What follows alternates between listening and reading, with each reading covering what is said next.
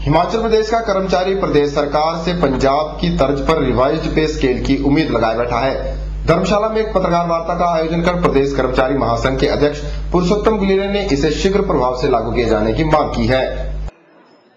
धर्मशाला में आयोजित एक पत्रकार वार्ता को संबोधित करते हुए अराजपत्रित कर्मचारी महासंघ के प्रदेश अध्यक्ष पुरुषोत्तम गुलेरिया ने कहा कि आज हिमाचल प्रदेश के कर्मचारी अपने पे स्केल को लेकर हीन भावना का शिकार हो रहे हैं। एक और जहां पंजाब सरकार ने रिवाइज्ड पे स्केल की घोषणा कर दी है, वहीं अब हिमाचल प्रदेश का कर्मचारी भी प्रदेश सरकार से इसकी उम्मीद लगाए बैठा है। कर्मचारी महासंघ के प्रदेश अध्यक्ष पुरुषोत्तम गुलेरिया ने कहा कि आज विशेष पे स्केल हिमाचल के उच्च अधिकारियों को दिया जा रहा है, लेकिन निम्न स्तर पर कर्मचारी अभी तक इसके इंतजार में है। उन्होंने प्रदेश सरकार से मांग की है कि सरकार शीघ्र ही निम्न स्तर पर भी इसे लागू करे।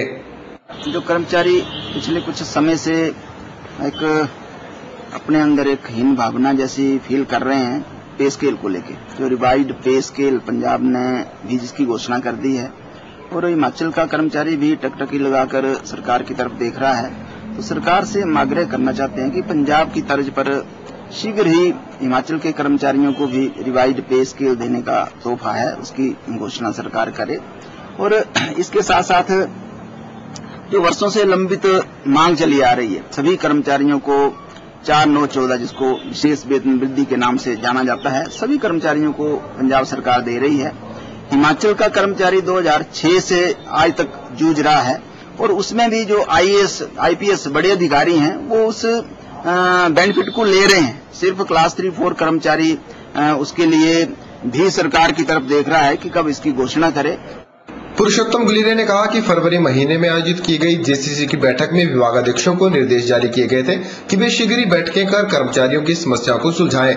गुलेरिया ने प्रदेश सरकार से मांग की है कि सरकार विभागाध्यक्षों को पुनः ऐसी बैठकें आयोजित करने के आदेश जारी करे। इसके साथ साथ 21 फरवरी को जो सरकार के साथ JCC की मीटिंग, उसमें सरकार की तरफ से सीधी डायरेक्शन गई थी सभी विभागाध्यक्षों को कि सभी जो डिपार्टमेंटल एसोसिएशन हैं इनके साथ तुरंत मीटिंगें बुलाकर उनकी जो डिमांड्स हैं, उनकी जो समस्याएं हैं, उनको स्पॉट पे सुलझाया जाए। लेकिन दुर्भाग्य के साथ, बड़े खेद के साथ आज मैं इस मंच से ये बोल रहा हूं कि कुछ अधिकारी, कुछ विभागाध्यक्ष अभी तक भी अपने डिपार्टमेंटल एसोसिएशन के साथ सरकार के निर्देशों की अनुपालना ना करते हुए मीटिंग कंडक्ट नहीं कर पाए हैं। इसलिए हम गवर्नमेंट से अनुरोध करते हैं कि ऐसे विभागाध्यक्षों की लगाम कसे और उनको टाइम बाउंड करके सभी जो डिपार्टमेंटल एसोसिएशन हैं उनके साथ उनकी मीटिंग कंडक्ट करवाएं। संघ सदस्यों ने उम्मीद जाहिर की है कि प्रदेश सरकार कर्मचारियों के हितों का ध्यान रखते हुए उनकी मांगों को शीघ्र पूरा कर कर्मचारियों को लाभान्वित करेगी। के चैनल धर्मशाला। 15 जुलाई से जारी बेटी अनमोल है कार्यक्रम के तहत मंडी के जोनल हॉस्पिटल में कन्या भ्रूण हत्या को रोकने और बेटियों के कल्याण के प्रति जनता को जागरूक बनाने के लिए वीरवार को भाषण, नारा लेखन और पेंटिंग प्रतियोगिताओं का आयोजन किया गया। इस दौरान CMO मंडी डॉक्टर DK अरोड़ा विशेष तौर पर शरीक हुए। 15 जुलाई से 15 अगस्त तक बेटी अनमोल है कार्यक्रम को समर्पित महीने के तहत प्रदेश भर में कन्या भ्रूण हत्या के प्रति जागरूकता फैलाने के लिए विभिन्न कार्यक्रमों का आयोजन किया जा रहा है। इसी के चलते मंडी स्थित जोनल हॉस्पिटल के सभागार में भाषण, नारा लेखन और पेंटिंग प्रतियोगिताओं का आयोजन भी किया गया। प्रतियोगिता में जिला भर के विभिन्न खंडों से आए 24 प्रतिभागियों ने भाग लिया। इस दौरान विभिन्न खंडों से आए प्रतिभागियों ने अपने अपने विचार भी रखे। हमीरपुर जो कि सबसे ज्यादा हिमाचल का साक्षर जिला है, उसमें यह ग्रामीण जिला से दयनीय है और यह भी पाया गया है कि ग्रामीण क्षेत्र में 100 लड़कों के मुकाबले 946 लड़कियां और शहरी क्षेत्र में 900 लड़कियां हैं। मतलब शहर के लोग कन्या भ्रूण हत्या के लिए ज्यादा उत्तरदायी हैं। वह दिन दूर नहीं जब विवाह के लिए स्वयंवर होने लगेंगे, तब इन्हें नारी की महत्व के बारे में पता चलेगा।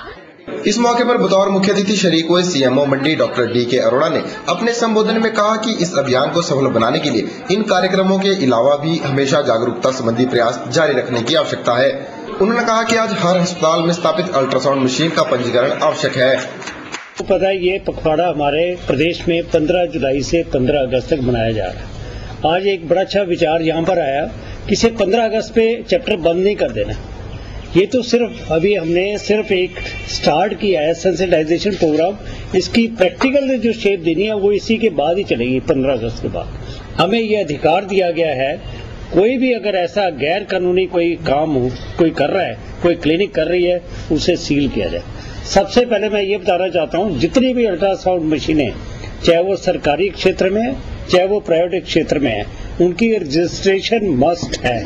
जैसे नंबर होता है ना, नंबर उन्हें लेना पड़ेगा, वो हमारे पास रजिस्टर्ड होगी, उनकी रिन्यूअल फीस भी है, और उसमें स्पेसिफाई किया गया है कि इस मशीन का जो नंबर है, इसे यही डॉक्टर चलाएगा और इसी जगह पे चलाएगा।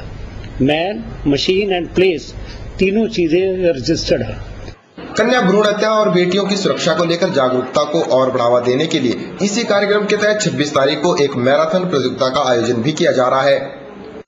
हमने जो है वो मोटे तौर पे एक 26 तारीख को एक मैराथन भी रखी है, जिसमें बेटी अनमोल है को लेकर के बच्चियां जो हैं वो वाकायदा एक टी शर्ट पहन करके संदेश जो पूरे शहर के अंदर जो है वो देंगी। और इस जो मैराथन है, इसके जो इसको जो फ्लैग आउट है वो हमारे माननीय स्वास्थ्य मंत्री डॉक्टर राजीव बिंदल जी करेंगे, क्योंकि वो उस दिन जो है वो मोस्ट प्रोबेबली 26 तारीख को जो मंडी में होंगे।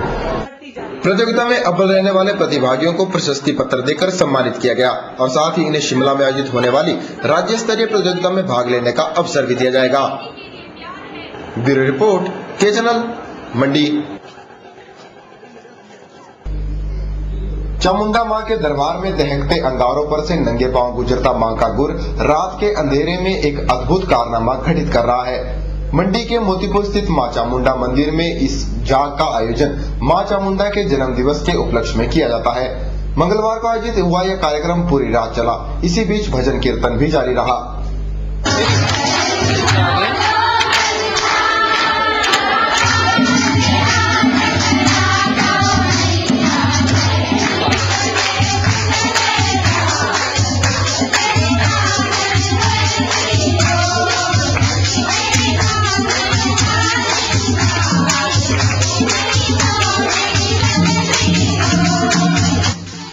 मोतीपुर में स्थित इस मंदिर में प्रतिवर्ष इस जाग का आयोजन किया जाता है और हर वर्ष की तरह इस वर्ष भी पुरातन परंपरा के अनुसार मंदिर में रात करीब 12 बजे एक विशेष आयोजन शुरू हुआ, जिसमें माता का गुर विशेष रूप से उपस्थित था।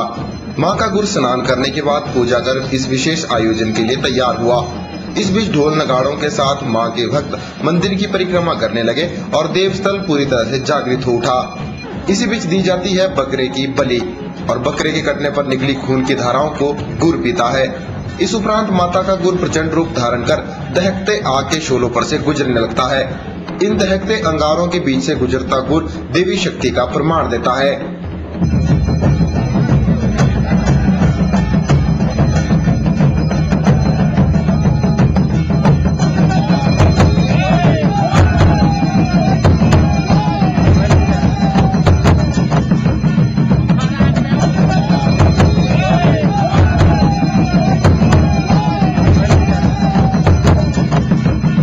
इस आयोजन के बारे गुर का मानना है कि देव शक्ति उसमें समा जाती है, जिसके चलते ही यह सब कार्य संभव हो पाता है।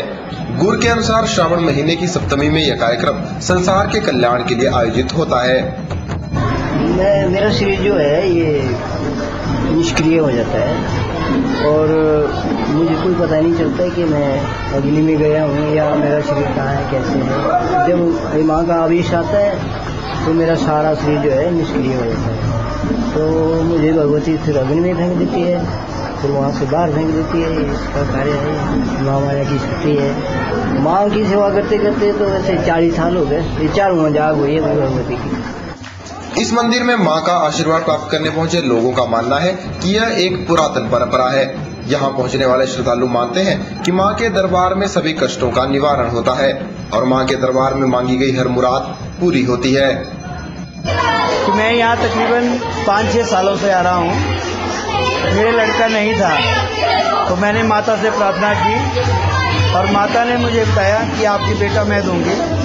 आप लगभग जो 7 मंगलवार और 7 इतवार आइए और आपकी बेटा होगा। तो मैंने नित्य अपनी धर्मपत्नी के साथ मंदिर में आया और मुझे बेटा प्राप्त हुआ।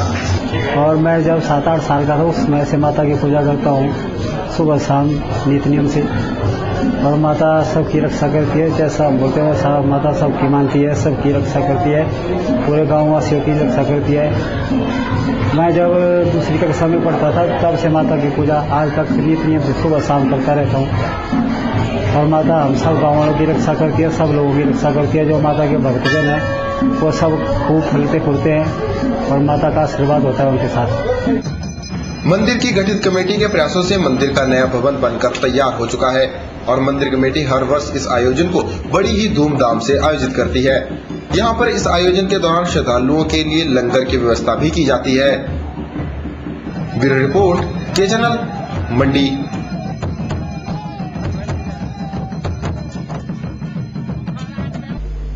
एक नजर कार्यक्रम के इस अंक में फिलहाल इतना ही। नमस्कार।